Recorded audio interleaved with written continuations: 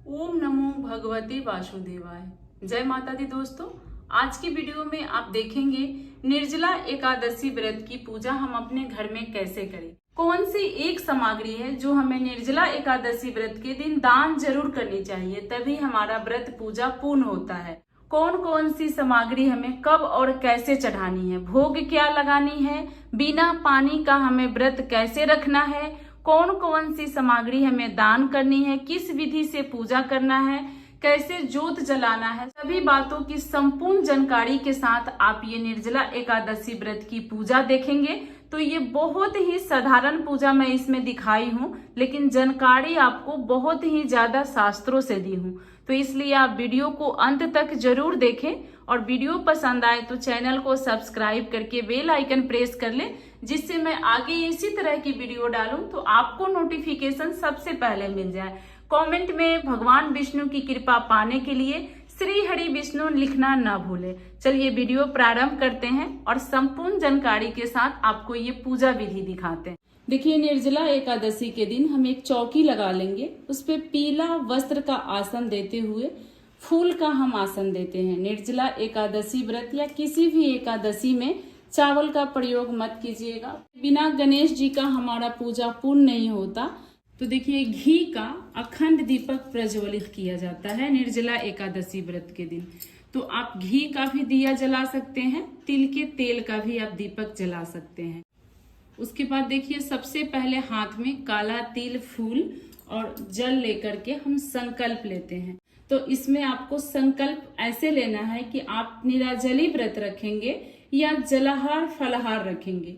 जैसे भी आप व्रत रखेंगे, आप इस तरह से हाथ में काला तिल हो, सफेद तिल हो, फूल लेकर के भगवान विष्णु के समक्ष आप संकल्प ले लीजिए कि नाम और गोत्र लेकर के सबसे पहले संकल्प लेकर इस तिल और फूल को भगवान के आगे छोड़ दीजिए। अब आपने व्रत का संकल्प ले लिया है। दूसरा संकल्प हमें गणेश जी का लेना होता है। तो फिर आप हाथ में फूल और काला तिल ले ले, इसमें जल ले ले और गणेश जी के समक्ष आप संकल्प ले कि हे गणेश जी, मैंने निर्जला एकादशी व्रत रखा है, आप अपनी कृपा दृष्टि दर्शाए रखिएगा, मेरी व्रत पूर्ण करवाइएगा। ये बोलते हुए जल, फूल और ये काला तिला गणेश भगवान के समक्ष छोड़ दे। देखिए, पूजा के लिए हम एक लोटा जल ले लेंगे और इसमें घड़े का, मटके का जल दान किया जाता है। कंठ तक आप पीने वाला जल भर दीजिएगा। बाद इसमें गंगा जल डाल दीजिएगा। कंठ पे हम मौली धागा बांध देते हैं। मटका का जल दान करने से बहुत ही शुभ होता है, हमारे ग्रह में, हमारे घर में शांति बनी रहती है। और जब हम मृत्यु के पश्चात अगला जन्म लेते हैं तो हमारा मनुष्य का जन्म होता है, भगवान विष्णु के लोक की प्राप्ति होती है। इसीलिए जल से भरा मटका दान किया जाता है। उसके बाद थोड़ी सी काले तिल की आप यहाँ आसन देते हुए जल का मटका भगवान विष्णु की फोटो के दाहिने तरफ रखें। कोई भी ऋतु फल इस पे रख दे। ऋतु फल का विशेष दान किया जाता है, आप तरबूज, खरबूज भी ले सकते हैं। उसके बाद हम विधिवत भगवान विष्णु की अब पूजा प्रारंभ करेंगे। तो पूजा में सबसे पहले आप जो जल रखे हैं इससे भाव रूप से स्नान करा दीजिए। रोली का टीका लगाना होता है, इसको भी लगा दीजिए और दीपक की भी आप पूजा कर दें।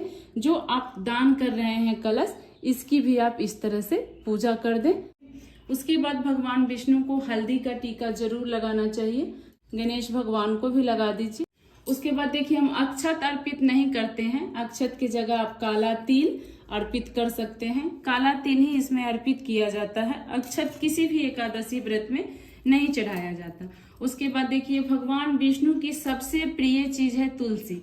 तुलसी एक मोजरी के साथ इस दिन आप भगवान विष्णु को जरूर अर्पित करें, बहुत अधिक प्रसन्न होते हैं भगवान विष्णु। आप तुलसी की पत्र मोजरी के साथ चढ़ाते हैं तो हम पीला फूल अर्पित कर देंगे। इसी तरह से भाव रूप से हम भगवान विष्णु की बहुत ही प्रेम पूर्वक से पूजा कर लेंगे। साथ में गणेश भगवान की भी हम पूजा करते हैं। उसके बाद हमें भोग अर्पित करना है। तो निर्जला एकादशी व्रत में मीठे चीजों का दान किया जाता है, क्योंकि ये ज्येष्ठ के महीने में तपती गर्मी में व्रत आता है, इसलिए। तो आप चीनी का या गुड़ का दान उस दिन जरूर करें। थोड़ी सी चीनी या गुड़ आप जो दान कर रहे हैं मटके में भी डाल दिया जाता है। ज्यादा डालेंगे तो ये मटका आपका खराब हो जाएगा, तो थोड़ा सा आप मटके में भी डाल सकते हैं, अगर ऐसे भी आप दान कर सकते हैं। उसके बाद गणेश भगवान के लिए हम अलग से भोग लगाएंगे, क्योंकि गणेश भगवान के भोग में हम तुलसी पत्र नहीं डालते। जो भी भोग आप भगवान विष्णु के लिए लगाएं उसमें तुलसी पत्र जरूर डालें। जो आप दान कर रहे हैं इस पे भी आप तुलसी पत्र रखकर ही दान करें। उसके बाद देखिए, निर्जला एकादशी में कैरी का विशेष महत्व होता है। कथा में ही दिया हुआ है इसका महत्व कि कैरी हम अपने मुंह में दबाकर रखते हैं, जिससे कि ज्येष्ठ की तपती गर्मी में आता है तो इससे हमारे मन को शांति मिलती है। लेकिन देखिए, कैरी मुंह में दबाने के लिए कथे में दिया है, इसे इतनी सावधानी पूर्वक दबानी चाहिए जिससे हमारे मुंह में इस कैरी का स्वाद ना जाए, पानी ना जाए। तो ऐसा हो सके तभी आप करें, नहीं तो भगवान विष्णु को आप एक कैरी उस दिन जरूर अर्पित करें। इसी के साथ आप जो भी ऋतु फल हो, खीरा हो, ककड़ी हो, तरबूज हो, सबकी भोग इस दिन भगवान विष्णु को आप जरूर अर्पित करें। जो भी भोग आप भगवान विष्णु के लिए अर्पित करें उस पे एक तुलसी पत्र जरूर रख दे, तभी भगवान हमारा भोग ग्रहण करते हैं। उसके बाद देखिए, मौली धागा रक्षा सूत्र का हम वस्त्र अर्पित करते हैं। तुलसी की भी माला बनाकर आप भगवान विष्णु को पहना सकते हैं इस दिन। गणेश भगवान को भी आप वस्त्र अर्पित कर दें। जनेऊ मिले तो आप जनेऊ भी जरूर अर्पित करें। उसके बाद हम प्रेम पूर्वक से धूप दीप दिखा लेंगे। पूजा में आप एकादशी व्रत की कथा भी सुने। जितने देर भी आप पूजा कर रहे हैं, ओम नमो भगवते वासुदेवाय, ओम नमो भगवते वासुदेवाय की आप जाप करें। आप जब पूजा पाठ कर ले, समाप्त करने से पहले आप एक माला ओम नमो भगवते वासुदेव की जरूर करें। आपको बांस का पंखा मिल जाए तो बांस की पंखा आप दान कर सकते हैं। तो यही सब सरल सामग्री से, हम अपने घर के ही सामग्री से निर्जला एकादशी व्रत की पूजा करेंगे।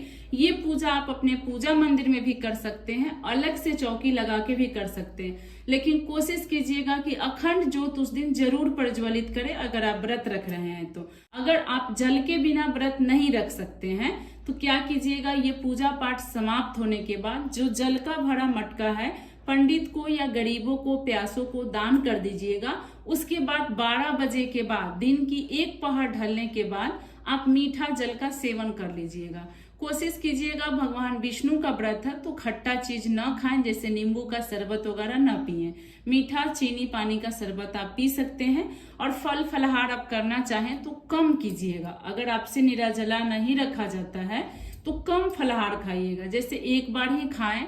कुछ भी खाना है तो बार बार मुंह जूठा न करें। जल भी पीना है तो कम से कम पिए, जितना में हम बर्दाश्त कर सकते हैं। देखिए, व्रत का नाम ही होता है तप करना। अगर आपने तप नहीं किया तो व्रत कैसा है।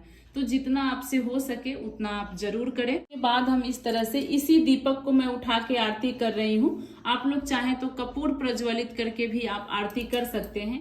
उसके बाद हमें प्रेम पूर्वक गणेश भगवान की भी आरती जरूर करनी है। उसके बाद आप इस जल को लेकर के 3 बार यहाँ आप जल वार दीजिए।